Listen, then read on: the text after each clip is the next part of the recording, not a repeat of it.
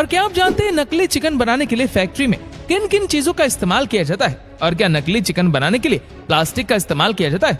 और साथ में हम आपको ये भी बताएंगे कि फैक्ट्री में नकली अंडे कैसे बनते हैं। दोस्तों, इस दुनिया में कई लोग नॉनवेज खाने के बहुत ज्यादा शौकीन होते हैं। हो सकता है कि आप में से कई लोग शुद्ध शाकाहारी हो, लेकिन आपको बता दें कि पूरी दुनिया में लगभग 90% से भी ज्यादा लोगों को मीट खाना पसंद है। कई लोग तो नॉनवेज के इस कदर दीवाने होते हैं कि उनके सुबह के नाश्ते से लेकर शाम के डिनर के टेबल तक सिर्फ और सिर्फ नॉनवेज फूड ही दिखाई देता है। इसीलिए दोस्तों, जब नॉनवेज खाने वालों की इस दुनिया में कोई कमी नहीं है, तो भला नॉनवेज मैन्युफैक्चर करने वाले कैसे पीछे रह सकते हैं? दोस्तों, विदेशों में ऐसा बिल्कुल नहीं होता, बल्कि विदेशों में इसके लिए ऐसी बड़ी बड़ी फैक्ट्रीज मौजूद होती है जो कि कुछ ही मिनटों में हजारों किलो मीट एक साथ तैयार कर देती है। इन फैक्ट्रीज में सारा काम मशीनों के जरिए किया जाता है। तो दोस्तों, आज हम आपको दिखाने वाले हैं कि फैक्ट्रीज के अंदर कुछ ही मिनटों में किस तरह हजारों किलो मीट तैयार किया जाता है। Number 1, chicken. दोस्तों, ये तो आप सबको पता ही होगा कि चिकन दुनिया के कई देशों के साथ साथ हमारे भारत के अंदर भी सबसे ज्यादा पसंद किया जाने वाला नॉनवेज है। तो चलिए जानते हैं कि विदेशों में फैक्ट्रीज के अंदर चिकन को किस तरह से तैयार किया जाता है। दोस्तों, फैक्ट्रीज में सबसे पहले मुर्गियों को एक ट्रे में भरकर प्लेटफॉर्म पर छोड़ दिया जाता है। जैसे ही ये ट्रे आगे बढ़कर वर्कर्स के पास पहुंचती है, तो वर्कर्स इन मुर्गियों को हैंगर्स पर उल्टा लटका देते हैं और मुर्गियों को लटकाने के बाद सभी ट्रेस को प्लेटफॉर्म के जरिए आगे भेज दिया जाता है। इन सब के बाद हैंगर्स पर उल्टी लटकी हुई मुर्गियों को आगे भेजा जाता है और एक धारदार ब्लेड से उनकी गर्दन पर एक कट लगाया जाता है। गला कट जाने के बाद कुछ सेकंड के अंदर मुर्गियों की मौत हो जाती है। दोस्तों, फैक्ट्रीज में लगी इस मशीन की सबसे खास बात यह है कि ये काम तभी करती है जब सारी मुर्गियों का साइज बिल्कुल एक जैसा हो।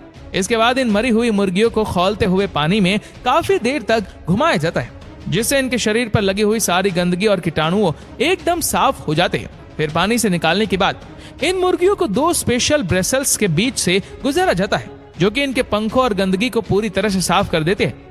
फिर मुर्गियां जब इन ब्रेसल्स से बाहर निकलती है, तो इन सभी मुर्गियों को एक वॉशर से होकर गुजारा जाता है, जिससे इनकी गंदगी पूरी तरह से साफ हो जाती है और ये बिल्कुल फ्रेश हो जाती है।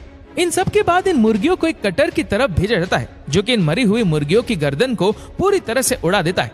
गर्दन कटने के बाद इन मुर्गियों को एक दूसरे कटर के पास भेजा जाता है, जो कि उनके पैरों को काट कर अलग कर देता है। फिर इन मुर्गियों को एक दूसरी मशीन में भेजा जाता है, जो कि इनके पूंछ वाले बेकार हिस्से को काट कर अलग कर देती है।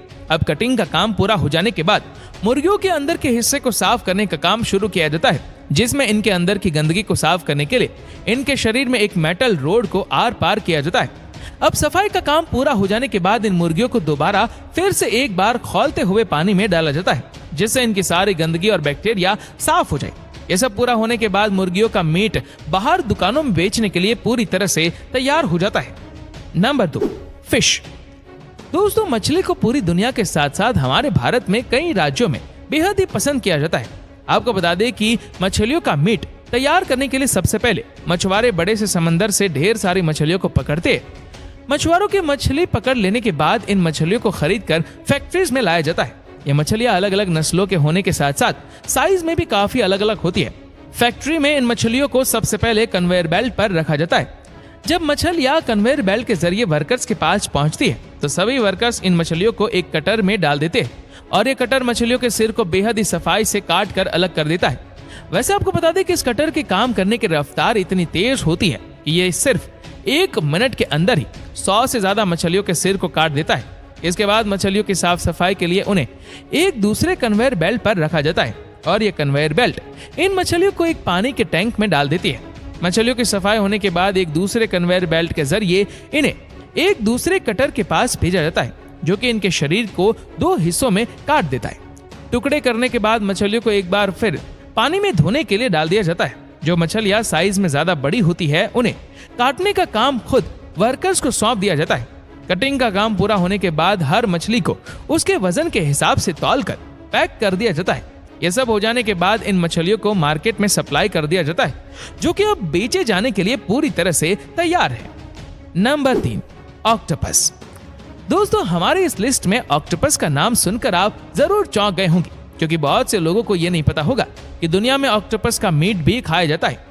आपको बता दें कि चाइना, जापान और कोरिया जैसे देशों में रहने वाले लोग ऑक्टोपस को बहुत ही चाव से खाते हैं और यहाँ ऑक्टोपस के मीट को तैयार करने की बड़ी बड़ी फैक्ट्रियां भी चलाई जाती है। दोस्तों, इस काम की शुरुआत में सबसे पहले गोताखोर समुद्र की गहराइयों में जाते हैं और पत्थरों के बीच ढूंढकर ऑक्टोपस को पकड़ते हैं। लेकिन ये काम उतना आसान नहीं होता, क्योंकि बहुत से ऑक्टोपस बहुत ही ज्यादा जहरीले होते हैं। गोताखोर एक एक ऑक्टोपस को पकड़कर नाव में रख देते हैं और जब नाव को किनारे लाया जाता है तो उनकी छटाई का काम शुरू होता है, जिनमें सभी ऑक्टोपस को उनके साइज के हिसाब से अलग अलग किया जाता है। छटाई का काम पूरा होने के बाद सभी ऑक्टोपस को फैक्ट्री में भेज दिया जाता है, जहां सभी वर्कर्स ऑक्टोपस को एक पूल में स्टोर करके रख देते हैं। फैक्ट्री में जब ऑक्टोपस अलग अलग साइज के हिसाब से जमा हो जाते हैं तो वर्कर्स इन्हें काटने का काम शुरू करते हैं, जिसमें सबसे पहले एक धारदार ब्लेड से उनके सिर को अलग कर दिया जाता है। कटिंग हो जाने के बाद सभी ऑक्टोपस को खौलते हुए पानी में डाल दिया जाता है, जिसमें ऑक्टोपस अपना दम तोड़ देते हैं। पानी से निकालने के बाद सभी वर्कर्स ऑक्टोपस को इन स्पेशल हैंगर्स में लटका देते हैं। इस दौरान सभी ऑक्टोपस पर कई दिनों तक एक भाप छोड़ी जाती है। भाप लेने के बाद सभी ऑक्टोपस को पैक करके मार्केट में सप्लाई कर दिया जाता है।